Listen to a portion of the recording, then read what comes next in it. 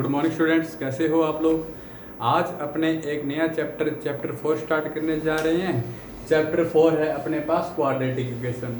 तो क्या होती है क्वाड्रेटिक इक्वेशन, ये अब मुझे समझाने की जरूरत नहीं होनी चाहिए, क्योंकि इसके नाम से ही आपको पता लग जाएगा।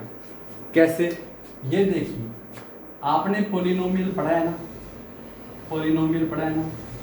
किसे कहते थे पोलिनोमियल, थोड़ा याद कीजिए। पोलिनोमियल होता है एक ऐसा अलजेब्रिक एक्सप्रेशन। कौन सा एक्सप्रेशन? Algebraic expression. क्या कंडीशन होनी चाहिए? जिसके अंदर पावर ऑफ वेरिएबल की पावर इज आइदर 0 और ग्रेटर देन 0। ये पढ़ा है कि नहीं पढ़ा? पोलिनोमियल किसको कहते थे? पोलिनोमियल एक अलजेब्रिक एक्सप्रेशन होता है जिसके अंदर वेरिएबल की पावर क्या होनी चाहिए, या तो 0 होनी चाहिए या ग्रेटर देन 0 होनी चाहिए। जब पावर 0 है, जब वेरिएबल की पावर 0 है, तो इसको कह देते थे अपने कांस्टेंट पोलिनोमियल। क्या कहते थे इसको? Constant polynomial. जैसे कोई भी डिजिट, कोई भी नंबर 3, इसकी डिग्री कितनी है? अगर मैं 3 की पूछूं 0। क्यों? क्योंकि इसके अंदर कोई भी वेरिएबल है, उसकी पावर कितनी है? 0। और दूसरे नंबर पर पावर ग्रेटर देन 0, तो ग्रेटर देन 0 होनी चाहिए पावर ग्रेटर देन 0। तो जैसे x की क्यूब, x की स्क्वायर प्लस 3, इस टाइप के बहुत से पोलिनोमियल पढ़े थे कि नहीं पढ़े थे? ठीक है। तो ये जो वेरिएबल की पावर होती है, अब आगे क्या पढ़ा था आपने पोलिनोमियल में? आपने पढ़ा था कि वेरिएबल की जो पावर होती है, मैक्सिमम पावर होती है, वो क्या होती है? डिग्री। जैसे इसकी डिग्री कितनी है? 0, इसकी 1, इसकी 3, इसकी 2। अब डिग्री की बात करी ली, तो डिग्री के अंदर अपने टाइप्स ऑफ पोलिनोमियल पढ़े थे। क्या पढ़े थे? Types of polynomial. जब डिग्री 0 हो, 1 हो, 2 हो, 3 हो। 0 है तो कांस्टेंट पोलिनोमियल है ही। 1 थी तो क्या था? Linear polynomial, linear polynomial. 2 था तब क्या था? Quadratic polynomial. और जब पावर 3 थी तो क्या थी? Cubic polynomial. देखा, एक चैप्टर दूसरे चैप्टर से अटैच है। आप अपनी खुद की बुक में देखो, पहले अपनों ने पढ़ा था पोलिनोमियल के बारे में, फिर अपनों ने पढ़ा था linear equation in 2 variable, 2 variable की लीनियर इक्वेशन। उसके अंदर अपनों ने देखा था कि x और y की पावर कितनी थी? 1। 2 वेरिएबल की पढ़ी थी, तो जनरल फॉर्म लिखी थी आपने ax plus by plus c equation है तो इक्वल टू 0। स्टैंडर्ड फॉर्म कह दो चाहे जनरल फॉर्म कह दो। अब अपने किसको बारे में पढ़ रहे हैं? Quadratic equation. किसके बारे में पढ़ रहे हैं? Quadratic equation. तो सबसे पहले ये देखिए कि क्वाड्रेटिक पोलिनोमियल किसको कहते हैं? उस पोलिनोमियल को कहते हैं जिसकी डिग्री कितनी है? 2। जिसकी डिग्री कितनी है? 2। ठीक है, मतलब ऐसा इक्वेशन होगी मेरे पास जिसकी डिग्री कितनी होगी? 2 होगी। और इस चैप्टर में अपने केवल एक वेरिएबल की क्वाड्रेटिक इक्वेशन पढ़ेंगे, तो इसकी स्टैंडर्ड फॉर्म आ जाएगी ax² plus bx plus c equal to 0।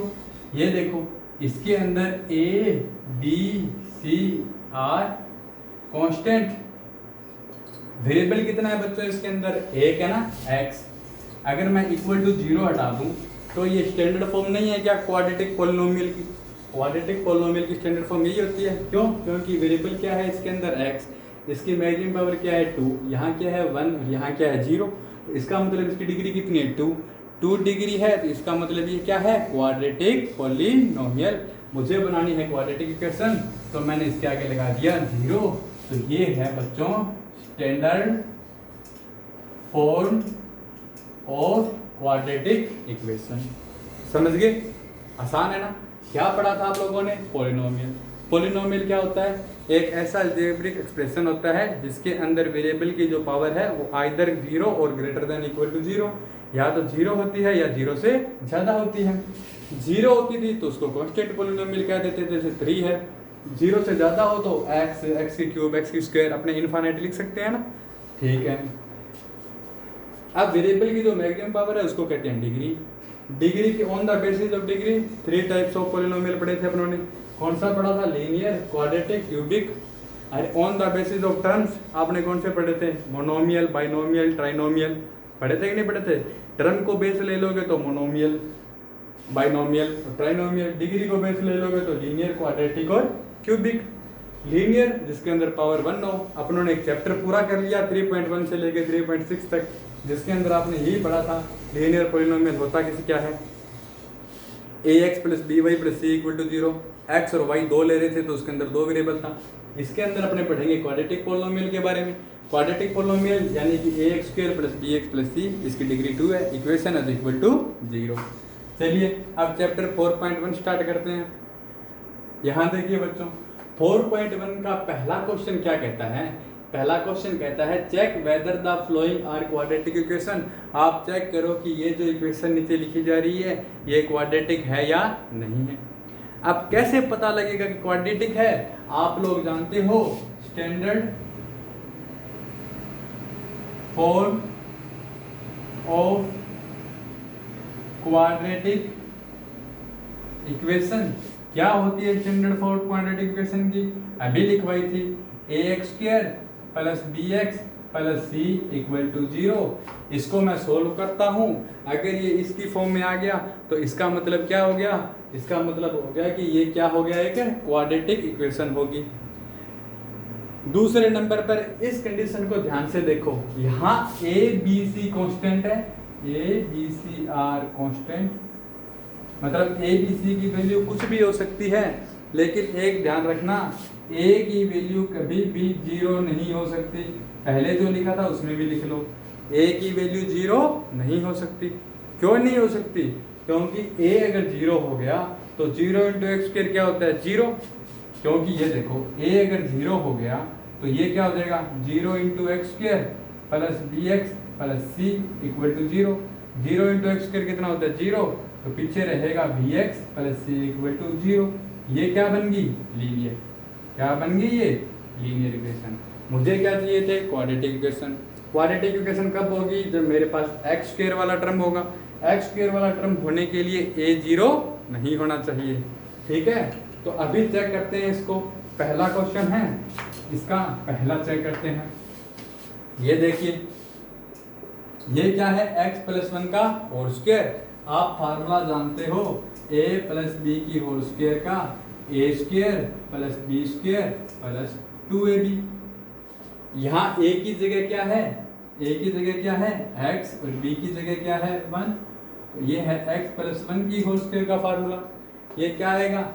x का फार्मूला x की स्क्वायर फिर 1 की square plus 2 into X into 1 equal to 2 का मल्टीप्लाई x से किया 2x, 2 का मल्टीप्लाई 3 से किया 6, बीच में माइनस है। कैसे किया? x प्लस 1 की होल स्क्वायर का फार्मूला लगा दिया, 2 का अंदर मल्टीप्लाई कर दिया। इसको तो कहते हैं आइडेंटिटी का यूज कर रहा हूँ, इसके अंदर मैं डिस्ट्रीब्यूटिव प्रॉपर्टी का यूज कर रहा हूँ। यहाँ से देखिए, एक्स स्क्वायर का एक्स स्क्वायर, 1 की स्क्वायर का 1, 2x का 2x equal to 2x minus 6। मैं इनको इधर ले आऊँ, क्यों लेके आना है? क्योंकि मुझे ax square plus bx plus c equal to 0 की फॉर्म में लिखना है, तो इसको इधर लेके आता हूँ। तो ये हो गया X square plus 1 plus 2x minus 2x plus 6 equal to 0। ये प्लस का 2x इधर आके माइनस का 2x, माइनस का 6 इधर आके प्लस का 6। अब देखो नीचे वाला स्टेप क्या बनता है? एक्स स्क्वायर, ये प्लस 2x माइनस 2x तो कैंसिल हो गया, छोड़ दो। 1 और 6 क्या बन गया? 7 इक्वल टू 0। अब इसको ध्यान से देखो, क्या ये क्वाड्रेटिक पॉलिनोमियल है? क्या है ना? क्योंकि वेरिएबल क्या है? x, x की मैक्सिमम पावर क्या है? 2। इसका मतलब ये क्वाड्रेटिक पॉलिनोमियल है। ठीक है, और क्वाड्रेटिक पॉलिनोमियल है इक्वल टू 0 लिख दिया तो इसका मतलब ये क्वाड्रेटिक इक्वेशन है। तो मैंने डायरेक्ट लिख दिया it is in standard form of quadratic equation. मतलब ये क्वाड्रेटिक इक्वेशन की स्टैंडर्ड फॉर्म में है। मेरे पास कंडीशन क्या थी? ax square plus bx plus c equal to 0। तो यहाँ क्या है? कंपेयर कर लो दोनों को। एक्स स्क्वायर का कोफिशिएंट क्या है? a। एक्स स्क्वायर का कोफिशिएंट कुछ नहीं है, तो इसका मतलब इसका कोफिशिएंट क्या है? 1। तो ए की वैल्यू कितनी आ गई 1। और कंडीशन क्या थी, ए 0 नहीं होना चाहिए, तो देखो ए 0 है क्या, नहीं है ना ए 0, तो इसका मतलब क्वाड्रेटिक पोलिनोमियल है। डी और सी की वैल्यू कुछ ही हो, सी तो आपको दिखाई दे ही रहा है, कांस्टेंट 7 है, यहाँ सी है तो सी की वैल्यू 7 है। बी दिखाई नहीं दे रहा तो बी की वैल्यू क्या है 0। अच्छे से देखना है बी को, तो इसके आगे वाला स्टेप और लिख देता हूँ, x² + 0x + 7 = 0। इसके अंदर x वाले टर्म नहीं है ना, तो इसको मैं क्या लिख सकता हूँ 0 × x लिख सकता हूँ कि नहीं लिख सकता, ठीक है। तो b की वैल्यू 0 है, ये एक क्वाड्रेटिक इक्वेशन है। आपको a b c की वैल्यू भी नहीं लिखनी, आपको सिर्फ इतना लिखना है x² + 7 = 0। x² + 7 = 0 लिखते ही आपको पता लग जाएगा कि इसकी पावर 2 है, यानी कि क्वाड्रेटिक फॉर्म में है, बन जाएगी बात, ठीक है। चलिए नेक्स्ट क्वेश्चन करते हैं इसका सेकंड। आज का ये लास्ट क्वेश्चन है सेकंड, बाकी इसके जितने भी क्वेश्चन हैं आप अपने आप करोगे। ये देखिए मैं यहाँ लिखता हूँ x² - 2x = -2 इंटू में 3 - x। अब ये मत कहना या इंटू है नहीं, दोनों ब्रैकेट में है ना, और ब्रैकेट के बीच में कुछ नहीं है, तो इसका मतलब क्या है इंटू। ये कौन सा है सेकंड। इसको सोल्व किया, x² - 2x -2 का 3 से मल्टीप्लाई -6 -2 का -x से मल्टीप्लाई +2x। ये देखो 2 × 3 कितना होता है 6, ये माइनस का है ये प्लस का है, minus into plus minus, minus into minus plus 2 का x से मल्टीप्लाई 2x। अब इनको इधर ले आओ, ये x², ये -2x, ये -2x, ये +6, ये प्लस का 2x इधर आएगा तो माइनस का 2x, ये माइनस का 6 इधर आएगा तो +6, पीछे रहेगा 0। यहाँ से आ जाएगा x² - 2 - 4x + 6 = 0। ये देखिए x की मैक्सिमम पावर कितनी है 2, तो ये क्या होगा, same like it is in the standard form of ax² + bx + c = 0, जहाँ a ≠ 0, इसका मतलब it is a quadratic equation, it is a quadratic equation. चलो एक और करवाता हूँ, चलो ये 7 और देख लीजिए, आसान है। आपको आइडेंटिटीज आपने 9th के अंदर पढ़ी थी, आपको सारी आइडेंटिटीज याद होनी चाहिए। x + 2 की होल क्यूब, ये आइडेंटिटी है बच्चों a + b की होल क्यूब का। क्या फार्मूला होता है इसका, इसका होता है a³ + b³ + 3a² b + 3ab², यही होता है। यहाँ देखो a³ a की जगह क्या लिखा हुआ है x और b की जगह क्या लिखा हुआ है 2, तो जहां जहां a है वहां x लिख देता हूं, जहां जहां b है वहां लिख देता हूं 2। ये क्या है a की जगह है, ये क्या है b की जगह है, तो पहले क्या आया a³, तो a³ यानी कि x³, फिर आया b³ b³ यानी कि 2³, फिर आया 3a² b, तो ये 3a² यानी कि x² इंटू में b यानी कि 2। a क्या है x है, b क्या है 2 है। अगले क्या कहता है 3ab², a कितना है x इंटू b² कितना है 2 इक्वल टू 2x का मल्टीप्लाई x² से किया तो 2x³, 2x का मल्टीप्लाई 1 से किया तो 2x हो गया।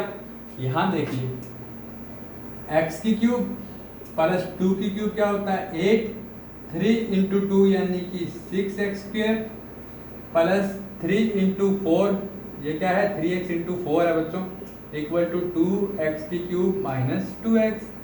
एक स्टेप और लिख देते हैं x³ + 8 + 6x², 3 × 4 क्या होता है 12x, ये इधर आ जाएगा तो -2x³ + 2x = 0। यहाँ से देखिए x³ - 2x³ कितना हो गया -x³, ये क्या है 8, तो 8 पढ़ाई है, ये 6x² तो ये रहा 6x², ये 12x और ये 2x कितना हो गया 14x = 0। ऐड कर दिया, सबसे पहले a + b की होल क्यूब का फार्मूला लगा दिया, a³ b³ 3a² b 3ab² और इधर 2x का मल्टीप्लाई कर दिया। इसको खोला तो यहाँ तक आ गया, इन दोनों को इधर ले आया। अब आगे देखो x³ ये रहा, x³ ये रहा, ये प्लस एक्स की क्यूब है, ये माइनस 2x की क्यूब है। चलो ये निशान लगाता हूँ दोबारा ताकि आप देखते रहो। x की क्यूब ये पड़ा, माइनस 2x की क्यूब ये पड़ा, इन दोनों को ऐड करोगे तो -2 + 1 -1x की क्यूब आ जाएगा। ठीक है, आगे देखिए ये क्या है 6x² तो 6x² पड़ा। आगे देखिए 12x और 2x कितना होता है 14x तो ये हो गया। पीछे पड़ा है +8 तो +8 = 0। अब आपको पूछा था कि क्वाड्रेटिक इक्वेशन है क्या, इसके अंदर x² है तो इसका मतलब ये नहीं हो गया कि ये क्वाड्रेटिक है। इसके अंदर x की मैक्सिमम पावर क्या है 3, और जिसके अंदर मैक्सिमम पावर 3 होती है वो कौन सा होता है क्यूबिक। ठीक है, तो अपने लिखेंगे it is not a quadratic equation. यह क्वाड्रेटिक इक्वेशन नहीं है, it is a cubic equation. कौन सी इक्वेशन है ये क्यूबिक है। आपको लिखने की जरूरत नहीं है नीचे क्यूबिक इक्वेशन है, आपको इतना ही पूछा है कि ये क्वाड्रेटिक इक्वेशन है या नहीं है, तो अपना इतना ही आंसर है कि ये नहीं है। अब आप कहोगे स्टैंडर्ड फॉर्म से कंपेयर करके देखें, तो स्टैंडर्ड फॉर्म से कंपेयर करके देख लो ax² + bx + c = 0। इसके अंदर x की क्यूब वाली टर्म है क्या, लेकिन इसमें तो है, तो इसका मतलब ये क्वाड्रेटिक इक्वेशन नहीं है। चलो इसके बचे हुए क्वेश्चन आप अपने आप करना। ओके बाय टाटा, कल करेंगे सेकंड क्वेश्चन।